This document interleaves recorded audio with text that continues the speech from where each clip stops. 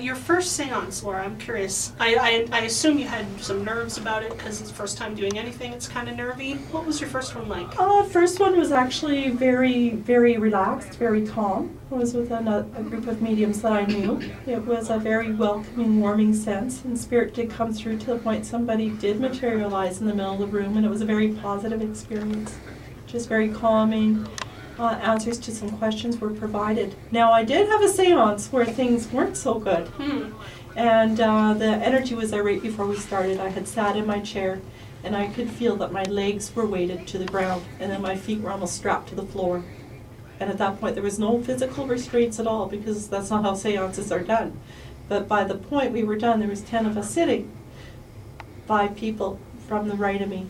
Their legs were hurting or their feet were hurting, but not to the same degree as mine. So negative energy had come in and had latched itself on, which we were able to let go of, so this was really good. Now, I've also had seances where names have been spelled out, different situations have been spelled out. No two will be the same. Usually it's on a really positive level where we're receiving messages from loved ones from the other side, sometimes our own spirit guides. Sometimes a message that really needs to get out there for somebody who's in the group or just outside the group that they're able to pass on, which is really helpful. And sometimes it's just not the spirits passing on messages. Sometimes a ghost that's stuck in between that's having problems will come through during a seance. Actually, in my daily life, they'll come through without a seance too. So it just depends on what's going on. Okay. What, other than the anecdote you just related, what other maybe negative experiences have you had doing a seance? I've had it to the point that I've left a seance with my whole left arm from my fingertips up to my elbow burning like it was on fire. And that lasted for about an hour. And that was more of a seance where there was also an exorcism included to get a ghost out of a house, and he wasn't going to be leaving at first. And it's an inappropriate way to get a ghost to go. I've learned that there's etiquette, and this was several years ago, that you give them a choice because they have issues, they have reasons they haven't crossed over, they have fears about what awaits them. It kind of sounds like, I mean, I'm a little skeptical as well, but I mean, you know that, and but for the sake of argument, you mentioned etiquette. It sounds like there is potential danger involved. Not to spook people, see what I did there, but do you recommend that the laymen do this on their own, or should it be something they shouldn't play with?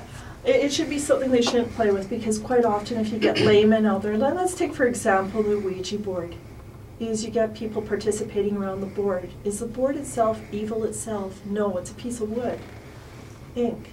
It's the activity of the people that are conjuring in spirits. And this activity makes it negative because they're not necessarily calling on them for the right reasons. And if they're a bit negative, of course, negative energy is going to latch on. And then you've invited a whole slew of problems. You've opened up a porthole, and you have no way of sending them back.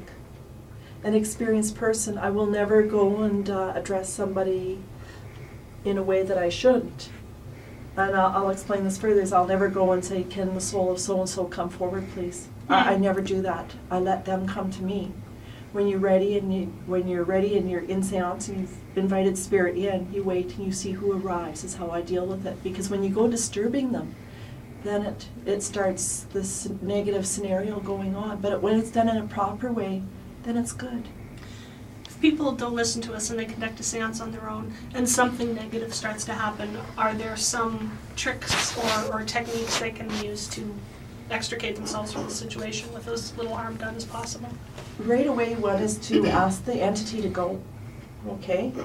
To thank them for their time, but it's time to leave, that you don't want them.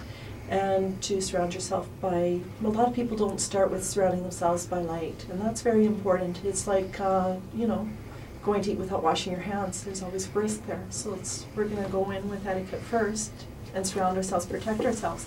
But if something goes wrong, what they're up against is asking the entity to leave. Now, there's a 10% chance that that entity is not interested in leaving.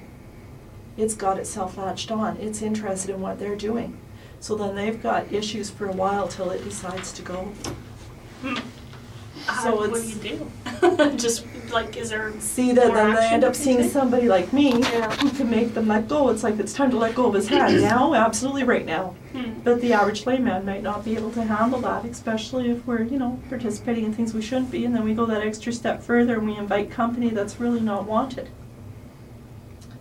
So you sound like you've had a lot of experiences with this. Yes. And so I wonder, you've heard of the James Randi Educational Foundation? They have this $1 million prize for anybody that can reproduce psychic or paranormal activity under controlled circumstances, and no one's ever won. So I'm wondering if so many people have so many experiences, why do you think that's not reproducible, and why do you think no one's won that $1 million? You know what, I think they're scared of being pointed out. Because I know sometimes, even though I'm out in the public now and stuff, if there's something really serious going down and things get out, then it's just, you know, it's that sort of thing. Do we want fingers pointed? Do I feel that I could do this association with Randall? Would I accomplish? I believe I would. Actually, I'd seen it on the internet and I got busy and I thought maybe another day. But it would I invite? Be interested in would I do it? Yes, I would. Wonderful. Okay, I have that much Right. confidence that I would. And then if you won, you could donate to the fund drive. I think that's Absolutely. a fantastic You know what the problem is? I don't think I've been broke enough to do that yet, but there could be a phase in our life where maybe we could change things around and, you know, all benefit, because I have nothing that I'm ashamed of sharing. Cool. Okay. Well, the prize only has about a little over a year left. Oh, Right. So you better get right on You it. better get busy. Yeah. I'll just remind people, 492-2577 extension 1. We are already at a show total of $480. You can be part of this magic. CJSR.com if you wish. If you want to send us an email, q@cjsr.com. And the URL, I'm going to do it this time, qtransmissions.wordpress.com. Yes! We are 18 minutes past the hour. Good. Do we want to begin the seance formal now? We can start. Now, I've been noticing over the past 10 minutes, and I haven't been saying too much, but there's been a little bit of activity in here. You notice our candle isn't flickering like it was at one point. It settled down. It's an energy source, so when we have energy sources, they are affected by the spirits in here. So what we're going to do is I'm going to ask everybody to just put both feet flat on the floor, because we're going to ground ourselves. Never know what to expect when we're working with spirit here. Now I'm just going to ask that spirit surround us with white light. Everybody in the room here and the surroundings of the room, and surround us with yellow light as well as blue light. Just keep us safe and secure and healthy. Away all negativity. We don't want it. We don't want to hear it. We're just in here for the experience and for the fun of it for Halloween. Okay? Not to say that things will be legitimate. Okay? Which is good. Now, as we're sitting here, we don't have to hold hands. That's an old myth of the past. It does nothing for us really. So we're just going to sit here and take a couple of deep breaths in and out and get ready to accept spirit.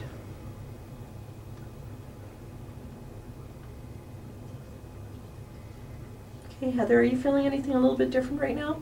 Not yet. Okay, in the foot area is what you're looking for. Just a little bit heavier? Okay, maybe. Okay, good. How about you, Des? No, but I realize you're asking me to breathe deeply, and I'm wearing a very tight corset, so that I'm assuming that has something to do with it. Okay, no, that's fine. And you? I think so. You Yeah. think so? Yeah, I think, well, maybe because I'm focusing on it, but it definitely, you know, Okay. it feels a little heavier. Now with you, you have a bit of a pull in your forehead. Is that true? I have a pull in my forehead. A little bit of a pressure. Somebody over here does. No, Is that I you, didn't. Tim? No, sorry. Yeah, it's you. Okay. It's Sometimes fine. I know it's right to the side of me, but I'm not sure how close to the side of me. Yeah. Okay, we're ready to activate into this, and we're doing more talking than what usually happens in a seance, but I will walk us through it. Okay, we have a male that's made himself present here. Friendly male. Okay, he's showing up in a blue orb.